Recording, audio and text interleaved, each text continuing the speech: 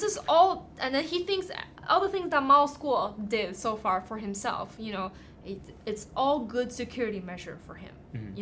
By explaining the tactics of the Chinese Communist Party, the things they do to the people in China and people overseas that get prosecuted.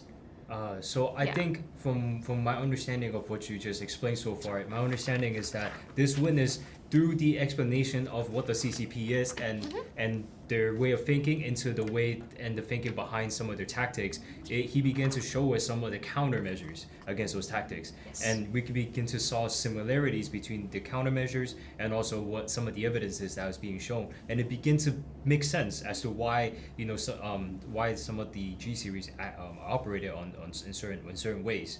Just because of the fact that Mao is the number one enemy of the Chinese Communist Party, and we have to take measures to protect the investors' investments. Otherwise, it's the same thing, right? Think about the thing they were referring to about the CCP's banking system is the fact that the CCP can easily take people's assets. Yes. So I think knowing that logic and knowing CCP's influence, these are measures that needs to be put in place just in case the CCP uses their influences to put their hands on the investors' money. Yes. And I think that part about the banking system is also another way to indicate why so many investors also wanted to invest and believe in GTV.